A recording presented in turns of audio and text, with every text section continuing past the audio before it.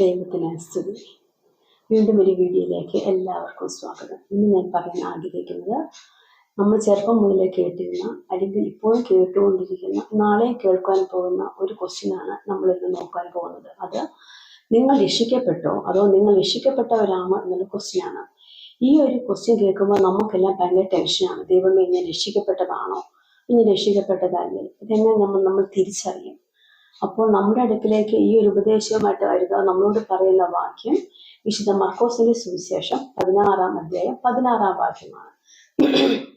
അതിൽ കാണുന്നത്, വിശ്വസിക്കുകയും സ്നാനമേൽക്കുകയും ചെയ്യുന്നവൻ രക്ഷിക്കപ്പെടും, വിശ്വസിക്കാത്തവൻ ശിക്ഷാവിധി അകപ്പെടും എന്നുള്ളതാണ്. ഈ ഒരു ശിക്ഷ എന്നൊക്കെ കേൾക്കുമ്പോഴത്തേക്ക് നമുക്കെല്ലാം ടെൻഷനാവും. ഓടിപ്പോയി അവർ പോകുന്ന വഴിയെ പോയി വിശുദ്ധ വേദപുസ്തകം എടുത്ത് നോക്കും. അപ്പോഴാണ് നമ്മൾ ഈ വിശുദ്ധ വേദപുസ്തകത്തിൽ ഇങ്ങനൊരു വാക്യം ആദ്യമായിട്ട് കാണുന്നത്. പിന്നെ നമുക്ക് ടെൻഷനായി, ദൈവമേ ഞാൻ രക്ഷിക്കപ്പെടുകയില്ലയോ, ദൈവമേ ശിക്ഷാവിധി ഉണ്ടാകുമോ? അപ്പോൾ നമുക്ക് ഇന്ന് ഡീറ്റെയിൽ ആയിട്ട് വിശുദ്ധ വേദപുസ്തകത്തിൽ എന്താണ് രക്ഷ എന്ന് കൊടുത്തിരിക്കുന്നത് നോക്കാം. നമ്മൾ ഇന്ന് നോക്കാൻ പോകുന്നത് റോമർക്ക് എഴുതിയ ലേഖനം 10:9 നമുക്ക് കാണാം. യേശുവിനെ കർത്താവ് എന്ന വായ് കൊണ്ട് ഏറ്റുപറയുകയും ദൈവം അവനെ മരിച്ചവരിൽ നിന്ന് ഉയർപ്പിച്ചു എന്ന് ഹൃദയത്തിൽ വിശ്വസിക്കുകയും ചെയ്താൽ നീ രക്ഷിക്കപ്പെടുമെന്ന് കാണുന്നു. അപ്പോൾ നമ്മൾ രക്ഷിക്കപ്പെട്ടോ? പ്രിയമുള്ളവരെ, നമ്മൾ രക്ഷിക്കപ്പെട്ടു. എല്ലാ ദിവസവും നമ്മൾ പ്രാർത്ഥന ചെല്ലുന്ന ഒരു കാര്യമാണ് വിശ്വാസ പ്രമാണം, അല്ലെ? അതിലെ ആദ്യത്തെ പാരഗ്രാഫിൽ നമ്മൾ കാണുന്നത്, സത്യേക ദൈവത്തിൽ ഞങ്ങൾ വിശ്വസിക്കുന്നു. അപ്പൊ നമ്മൾ എല്ലാവരും കൂടെ ചെല്ലും, ഞങ്ങൾ വിശ്വസിക്കുന്നു. രണ്ടാമത്തെ പാരഗ്രാഫിൽ നമ്മുടെ കർത്താവ്, ആദ്യം ഉണ്ടായിരുന്ന ആ യേശു, പിന്നെ നമ്മോട് കൂടെ വചനം ജഡമായി തീർന്ന് നമ്മുടെ ഇടയിൽ വസിച്ച് മരിച്ച് ഉയർത്തെഴുന്നേറ്റ് സ്വർഗത്തിലേക്ക് കയറിയതായ ആ യേശു ക്രിസ്തുവിനെയാണ് നമ്മളോട് കാണുന്നത്. ദൈവത്തിൽ ഞങ്ങൾ വിശ്വസിക്കുന്നു എന്ന് പറയുന്നു. മൂന്നാമത്തെ പാരഗ്രാഫിൽ കാണുന്നത്, പരിശുദ്ധ റൂഹായും ഏക വിശുദ്ധ സഭയിലും ഞങ്ങൾ വിശ്വസിക്കുന്നു എന്ന് കാണുന്നു. നാലാമത്തേതായിട്ട്, പാപമോചനത്തിന് മാമോദിസ ഒന്ന് മാത്രമേ ഉള്ളൂ എന്ന് ഞങ്ങൾ ഏറ്റുപറഞ്ഞ് ഇനി വരുവാനുള്ള ലോകത്തിലെ പുതിയ ജീവനുമായി നോക്കി പാർക്കുന്നു എന്ന് കാണുന്നു. അപ്പോൾ നമ്മൾ വിശ്വാസ പ്രമാണത്തിലൂടെ പൗലോസിഹ പറഞ്ഞ കാര്യം, റോമർ 10:9 പറഞ്ഞ കാര്യം നമ്മൾ ഏറ്റുപറയുകയാണ്. എന്താണ്? ഹൃദയം കൊണ്ട് വിശ്വസിക്കുകയും ചെയ്താൽ നീ രക്ഷിക്കപ്പെടും. അപ്പോൾ പ്രിയമുള്ളവരെ, നമ്മൾ രക്ഷിക്കപ്പെട്ടിരിക്കുന്നു. ഇനി നമുക്ക് റോമറിന്റെ ലേഖനം 10:13 ഒന്ന് കാണാം. കർത്താവിന്റെ നാമത്തെ വിളിച്ചപേക്ഷിക്കുന്ന ഏവരും രക്ഷിക്കപ്പെടുമെന്ന് കാണുന്നു, അല്ലെ? അപ്പോൾ നമ്മൾ രക്ഷിക്കപ്പെട്ടോ? നമ്മൾ വിശുദ്ധ വേദപുസ്തകത്തിൽ ഉടനീളം കാണുന്ന രക്ഷ എന്നൊരു കാര്യം ഇപ്പോഴും കാണുന്നുണ്ട്.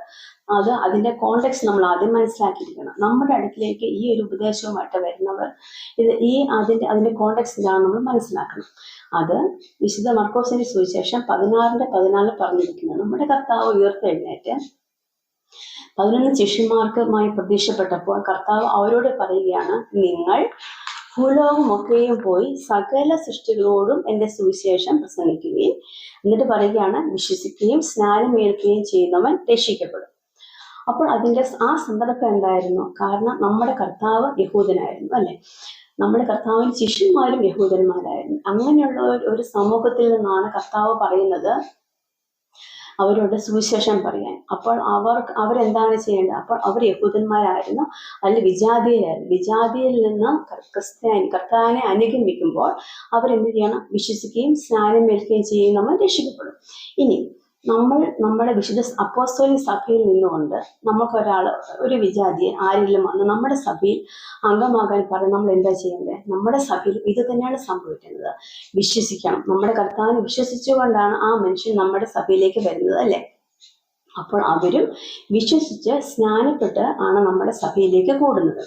ഇനി നമ്മളോട് ഇവിടെ പറഞ്ഞ കാര്യം, കർത്താവ് പറയുന്നത് ശിഷ്യന്മാരോടാണ് പറയുന്നത്. എന്ത്? നിങ്ങൾ ഭൂലോകമൊക്കെ പോയി സകല സൃഷ്ടികളോടും എൻ്റെ സുവിശേഷം പറയും. സകല സൃഷ്ടികളോടും. നമ്മുടെ അടുത്ത വേദവിപരീതമായി വരുന്നവരോട് പറഞ്ഞിട്ടില്ല ഇങ്ങനത്തെ ഒരു കാര്യം. അവര് വന്ന് പറയുകയാണ് നമ്മളോട് ഇങ്ങനെ. ഇത് ആരോട് പറഞ്ഞു? നമ്മൾ പ്രിയമുള്ളവരെ, നമ്മൾ ചിന്തിക്കണം, ഇത് ആരോട് പറഞ്ഞു, എന്ത് സന്ദർഭത്തിലാണ് പറഞ്ഞതെന്ന് ചിന്തിക്കണം. അല്ലാതെ എല്ലാവരും വിശുദ്ധ വേദോത്സവമായി നടന്ന് പല വീടുകളിൽ കയറി അപ്പോസ്തോലിക സഭയുള്ളവരെ പിടിച്ചുകൊണ്ട് പോകാൻ പറഞ്ഞിട്ടില്ല. കാരണം അവരോട് സകല ജാതികളുടെ സുവിശേഷം പഠിക്കാൻ മാത്രമാണ് കർത്താവ് പറഞ്ഞത്. ഇവർക്ക് ഏറ്റവും ഇമ്പോർട്ടൻസ് നമുക്ക് തോന്നുന്നത് നമ്മുടെ സഭകളിൽ, അപ്പോസ്തോലിക സഭകളിൽ വന്ന ആൾക്കാരെ തെറ്റായ ഉപദേശം കൊടുത്ത് അവരെ കൊണ്ടുപോകുക എന്നാണ് കാണുന്ന കാര്യം, അല്ലേ? ഇനി നമുക്ക് നോക്കാൻ പോകുന്നത് എഫേസ് 2:4 കരുണാസമ്പന്നനായ ദൈവമോ നമ്മെ സ്നേഹിച്ച മഹാസ്നേഹ നിമിത്തം അതിക്രമങ്ങളെ മരിച്ചവരായിരുന്നു നമ്മെ ക്രിസ്തുവിനോട് കൂടെ ജീവിപ്പിക്കുകയും കൃപയാലത്രേ നിങ്ങൾ രക്ഷിക്കപ്പെട്ടിരിക്കുന്നത്. അപ്പൊ നമ്മൾ കണ്ടു, നമ്മുടെ കർത്താവിന്റെ മഹാസ്നേഹം മൂലം ആ കൃപയിലാണ് നമ്മൾ രക്ഷിക്കപ്പെട്ടിരിക്കുന്നത്. അല്ലാതെ നമ്മൾ മുകളിൽ പറഞ്ഞ കാര്യം കൊണ്ടല്ല നമ്മൾ രക്ഷിക്കപ്പെട്ടിരിക്കുന്നത്. നോക്കൂ, ഇനിയുമുണ്ട് വിശുദ്ധ വേദപുസ്തകത്തില് രക്ഷ എന്ന് കാണുന്നത്. അപ്പോൾ ഇതൊന്നും ഈ പറയുന്നവരാരും ഇതൊന്നും പ്രസംഗിച്ച് നടക്കുന്നില്ല. അവർ ആകെ നോക്കുന്നത് വിശുദ്ധ മർക്കോസിന്റെ സുവിശേഷം 16 വാക്യമാണ് അവർ കാണുന്നത്. ഇനി പ്രിയമുള്ളവരെ, നിങ്ങൾക്കെല്ലാം ബൈബിളുണ്ട്. നിങ്ങൾ ദയവ് ചെയ്ത് ഈ പറയുന്ന വാക്യങ്ങൾ ഒന്ന് വായിക്കണമേ. 1 തീമോഥെയോസിന് എഴുതിയ ലേഖനം 2:15 നമ്മൾ രക്ഷ എന്ന് കാണുന്നു. ഇനി വിശുദ്ധ മത്തായിയുടെ സുവിശേഷം 19:20 മുതൽ 25 വരെയുള്ള ഭാഗ്യങ്ങൾ നമ്മൾ നോക്കുമ്പോൾ നീ അവിടെ രക്ഷ കാണുന്നുണ്ട്. ഇനി 1 കൊരിന്ത്യർ 7:16 നമ്മൾ അവിടെയും രക്ഷ കാണുന്നു. എന്തുകൊണ്ട് ഈ ഒരു രക്ഷയൊന്നും ആരും പ്രസംഗിച്ച് നടക്കുന്നില്ല? കാരണം നമ്മളെ തെറ്റായ ഉപദേശങ്ങൾ കൂടി നമ്മളെ തെറ്റിക്കാൻ വേണ്ടി അവർ എടുക്കുന്ന ആകെയുള്ള ഒരു ദൈവവാക്യം എന്ന് പറയുന്നത് 16:16. ഇനി നമ്മൾ എന്ത് ചെയ്യണം? നമ്മളെ വിശുദ്ധ വേദപുസ്തകത്തെ ധാരാളമായി പഠിക്കണം. അതിനുള്ള ഒരു സമയം നമ്മൾ തന്നെ കണ്ടെത്തണം. എന്നാൽ മാത്രമേ ഇങ്ങനെയുള്ള വിവിധങ്ങളെ നമ്മൾക്ക് നേരിടാൻ സാധിക്കുകയുള്ളൂ. ദയവ് ചെയ്ത് ഇനി നിങ്ങളുടെ അടുത്തേക്ക് ആരെങ്കിലും വരികയാണ്, അവരുടെ മാതൃസഭകളിലേക്ക് തിരിച്ചു വരുത്താൻ കഴിവ് നമുക്കുണ്ടായിരിക്കണം. എനിക്കറിയാവുന്ന വളരെയധികം ആൾക്കാർ ഇന്ന് അപ്പോസ്തലിക സഭകളിൽ നിന്ന് മാറി ഇങ്ങനെയുള്ള കൂട്ടായ്മകൾ പോകുന്നുണ്ട്. അവിടെ ചെന്ന് കഴിഞ്ഞപ്പോൾ അവർക്ക് കാര്യം മനസ്സിലായത് അവർ ഉദ്ദേശിച്ച ഒന്നല്ല അവർക്ക് അവിടെ നിന്ന് കിട്ടുന്നത്. ഇപ്പോൾ നമ്മൾ കാണുന്നത് ചിലപ്പോൾ പേരൻസ് പോകും, അവർ കുഞ്ഞുങ്ങളെയും കൊണ്ടുപോകും, അല്ലെങ്കിൽ കുഞ്ഞുങ്ങൾ പോകും. ഈവൻ 90-100 വയസ്സായ അപ്പച്ചന്മാരും അമ്മച്ചന്മാരുമാണ് ഇപ്പം സ്നാനപ്പെടാൻ പോകുന്നത്, അല്ലേ? അപ്പോൾ അങ്ങനെയുള്ള സംഭവിക്കാതിരിക്കാൻ നമ്മൾ നമ്മുടെ അപ്പോസ്തലിക സഭകളിൽ നമ്മുടെ ജനങ്ങളെ ബോധവൽക്കരിക്കേണ്ട ഒരു കടമ സഭാ നേതൃത്വത്തിനുണ്ട്. ഇതെല്ലാം നമ്മൾ ചെയ്താൽ മാത്രമേ നമുക്ക് അപ്പോസ്തലിക സഭകൾ എന്താണെന്ന് അവർക്ക് മനസ്സിലാകത്തുള്ളൂ. നമ്മൾ പ്രാർത്ഥിക്കുമ്പോഴും നമ്മൾ അറിയുന്നില്ല നമ്മൾ എന്താണ് പ്രാർത്ഥിക്കുന്നത്, അല്ലേ? നമ്മൾ ഇപ്പൊ തന്നെ കണ്ട വിശ്വാസപ്രമാണം ചെല്ലുന്ന എത്ര പേര് ഇത് ഉൾക്കൊണ്ടുകൊണ്ടാണ് പ്രാർത്ഥിക്കുന്നത്. ഇനി നമുക്ക് ഏറ്റവും അത്യാവശ്യം വേണ്ട ഒരു കാര്യം, സംശയമാണ് വിശ്വാസത്തെ നശിപ്പിക്കുന്നത്, അല്ലേ?